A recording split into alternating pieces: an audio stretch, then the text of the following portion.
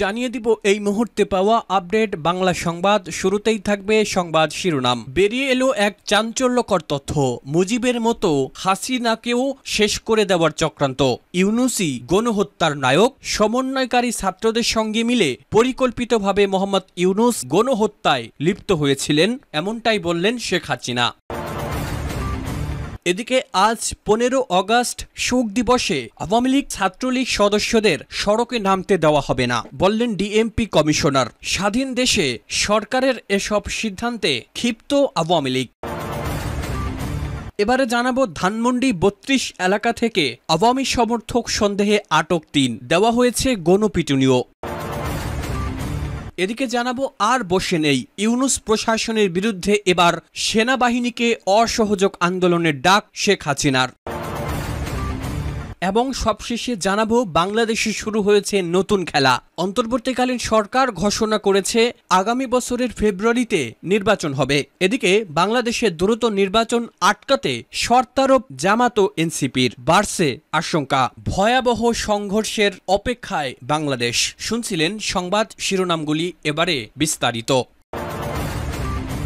বাংলাদেশের পরিস্থিতি নিয়ে ফের আক্রমণ শানালেন দেশের প্রাক্তন প্রধানমন্ত্রী শেখ হাসিনা। অন্তর্বর্তীকালীন সরকারের প্রধান মোহাম্মদ ইউনূসকে গণহত্যার মূল চক্রী বলে উল্লেখ করলেন তিনি। আওয়ামী লীগের একটি ভার্চুয়াল সমাবেশে বক্তৃতা করেন শেখ হাসিনা। তাতেই ইউনূস সরকারকে তীব্র আক্রমণ করেন তিনি। হাসিনার বক্তব্য, আজ আমার বিরুদ্ধে গণহত্যার অভিযোগ তুলছে।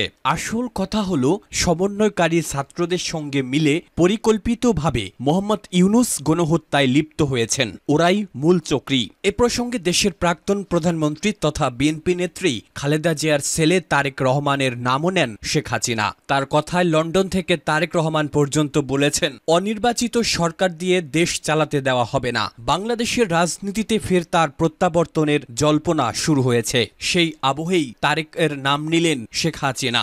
সংরক্ষণ বিরোধী আন্দোলন যখন চরমে, সেই সময় ভারতে চলে আসেন শেখ হাসিনা। সেই নিয়ে সমর্থকদের হাসিনা বলেন, নির্বিচারে যখন মানুষজনকে হত্যা করা হচ্ছিল, আমি দেশ ছাড়ার সিদ্ধান্ত নেই। আমার ক্ষমতায় থাকার দরকার নেই।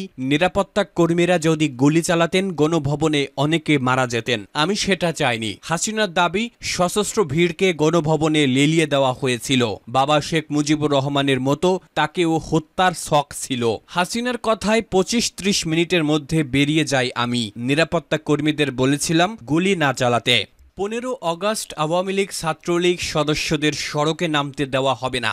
আজ 15 আগস্টের সূত্র ধরে অপরাধ সংগঠনের চেষ্টা করলে আইন অনুযায়ী তাদের বিরুদ্ধে ব্যবস্থা নেওয়া হবে বলে জানিয়েছেন ঢাকা মহানগর পুলিশের কমিশনার শেখ মোহাম্মদ সাজ্জাদ আলী। তিনি বলেন, রাজনৈতিক কার্যক্রম নিষিদ্ধ ঘোষিত আওয়ামী লীগ বা তাদের অঙ্গ সংগঠন ও নিষিদ্ধ ছাত্রলীগের সদস্যদের সড়কে নামতে দেওয়া হবে না। বৃহস্পতিবার 14 আগস্ট ডিএমপি কমিশনার গণমাধ্যমকে সব কথা বলেন। তিনি আরো বলেন, আওয়ামী লীগের রাজনৈতিক কার্যক্রম নিষিদ্ধ, তাই কোনো অবস্থাতেই তাদের সড়কে কোনো রাজনৈতিক কর্মসূচি পালন করতে দেওয়া হবে না। পুলিশ সহ অন্যান্য আইন শৃঙ্খলা রক্ষাকারী বাহিনীর সদস্যরা নিরাপত্তার জন্য সজাগ আছে। পাশাপাশি সব গোয়েন্দা বিভাগ কাজ করছে।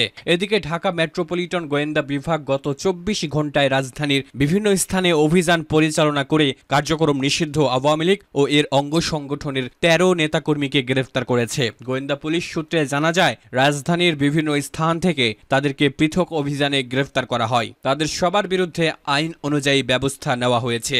ধানমন্ডি 32 এলাকা থেকে আওয়ামী সমর্থক সন্দেহে আটক 3। রাজধানীর ধানমন্ডির 32 নম্বরে অবস্থান নিয়েছে ছাত্র জনতা।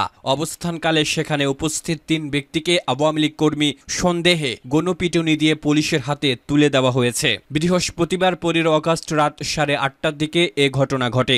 উপস্থিত ছাত্র জনতার পক্ষ থেকে বলা হয়, শেখ হাসিনার ছেলে জয় 15 আগস্টকে সামনে রেখে আওয়ামী লীগের নেতাকর্মীদের 32 নম্বরে অবস্থান নিতে বলেছেন। তবে আওয়ামী লীগের কর্মীরা যাতে কোনো ধরনের অঘটন ঘটাতে না পারে সেজন্য ছাত্র জনতা অবস্থান নিয়েছে। রমনা বিভাগের উপপুলিশ কমিশনার মাসুদ আলম আটকের বিষয়ে জানান, এখানে 3 জনকে আটক করা হয়েছে। আমরা তাদের ফোন চেক করব, জিজ্ঞাসাবাদও করব। যদি তারা নির্দোষ হয়, নিরীহ হয়, তাহলে ছেড়ে দেব। দোষী হলে ব্যবস্থা নেব।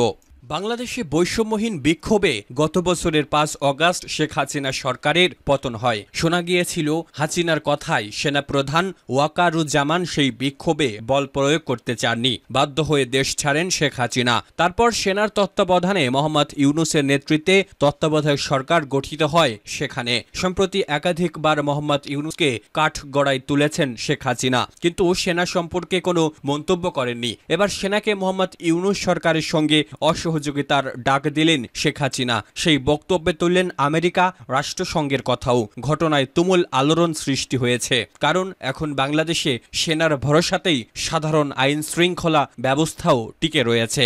সম্প্রতি একটি ভার্চুয়াল বার্তায় বাংলাদেশ সরকারের সঙ্গে সহযোগিতা না করতে সেনাকে আহ্বান জানান শেখ হাসিনা। বাংলাদেশের প্রাক্তন প্রধানমন্ত্রী বলেছেন, ইউনূস সরকারের সঙ্গে সহযোগিতা করলে ভবিষ্যতে রাষ্ট্রসংঘের শান্তিরক্ষা মিশনে ডাক পাবেন না সেনাকর্মীরা। রাষ্ট্রসংঘের শান্তিরক্ষা মিশনে বাংলাদেশ সেনার সংখ্যা সবচেয়ে বেশি, সেখানে অনেক অর্থনৈতিক সুবিধা রয়েছে, তাই অনেক সেনাই শান্তিরক্ষা বাহিনীতে যোগ দিতে মুখিয়ে থাকেন। হাসিনা জানিয়েছেন, বাংলাদেশ এখন জঙ্গি রাষ্ট্র, জঙ্গিদের অভয়ারণ্য। মোহাম্মদ ইউনূস জঙ্গিদের দিয়ে দেশ চালাচ্ছেন, প্রশাসনে সর্বত্র তারা ছড়ি ঘোরাচ্ছে। উল্লেখ্য, সেনা ও পুলিশের বিরুদ্ধে বাংলাদেশের সংখ্যালঘু হিন্দুদের উপর নির্যাতনের অভিযোগও উঠেছে। চট্টগ্রামের হাজারীগলিতে ব্যবসায়ীদের মারধর, দোকান ভাঙচুর, ধর্মীয় উপাসনালয়ে হামলার অভিযোগ ওঠে। হাসিনার অভিযোগ, ইউনূস প্রশাসনের সর্বত্র জামায়াতে ইসলাম ও তাদের ছাত্র শাখা ছাত্র শিবিরের লোকদের বসিয়ে রেখেছেন। ছাত্র শিবির আমেরিকায় নিষিদ্ধ, সেখানকার লোকদের কি করে গুরুত্বপূর্ণ পদে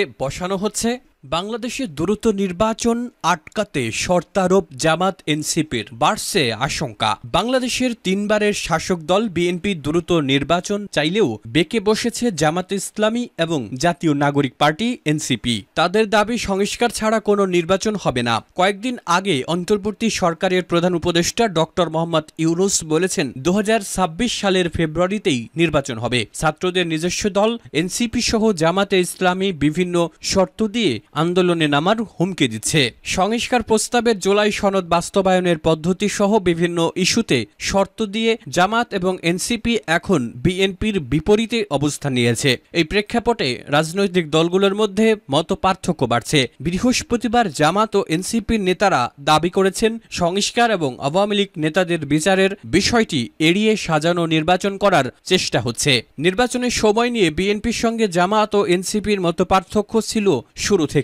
বিএনপি দ্রুত নির্বাচন দাবি করলেও অন্তর্বর্তী সরকারের প্রধান উপদেষ্টা মোহাম্মদ ইউনূস ডিসেম্বর থেকে জুনের মধ্যে নির্বাচন করার কথা বলেন। একসময়ে বিএনপি এই বছরের ডিসেম্বরেই নির্বাচনের জন্য সরকারের উপর চাপ তৈরির চেষ্টা করে। ইউনূসের লন্ডন সফরে বিএনপির ভারপ্রাপ্ত চেয়ারম্যান তারেক রহমানের সঙ্গে বৈঠক করে যৌথ বিবৃতি দেওয়া হয়। এতে অসন্তোষ প্রকাশ করে জামাত, এনসিপি সহ বিভিন্ন দল। নির্বাচনের আগেই জাতীয় সনদ বাস্তবায়নের শর্ত তুলেছে তারা। জাতীয় সংসদের নির্বাচনের পদ্ধতির বদলে পিআর পদ্ধতি চালু করার দাবি করেছে জামাত। অন্তর্বর্তী সরকারে এনসিপির প্রভাব থাকলেও ভোটের রাজনীতিতে এখনো নিজেদের জায়গা তৈরি করতে পারেনি তারা। অন্যদিকে জামাতের সংগঠিত শক্তির বাইরে সাধারণ মানুষের মধ্যে ব্যাপক সমর্থন নেই বলে অনেকে মনে করেন। নির্বাচন ইস্যুতে সরব বিএনপির প্রতি সাধারণ মানুষের ব্যাপক সমর্থন রয়েছে। গত বছরের রাজনৈতিক পট পরিবর্তনের পর আওয়ামী লীগের অনুপস্থিতিতে বিএনপির সমর্থন আরও বেড়েছে। ফলে ভোট হলে বিএনপি ক্ষমতায় আসবে এমন আলোচনায় রয়েছে দেশের রাজনীতিতে। এবি পার্টির চেয়ারম্যান মুজিবুর রহমান মঞ্জু মনে করেন, রাজনৈতিক দলগুলোর মধ্যে বিভেদের কারণে আগামী নির্বাচন সংঘাতপূর্ণ হতে পারে। জামাত, এনসিপি নির্বাচন বয়কট করলে তা বিএনপিকে বেকায়দায় ফেলবে। নির্বাচন কমিশন বলেছে তারা দলগুলোর সঙ্গে আলোচনা করবে। অন্যদিকে বিএনপিও তাদের অবস্থানে অনড়। এটা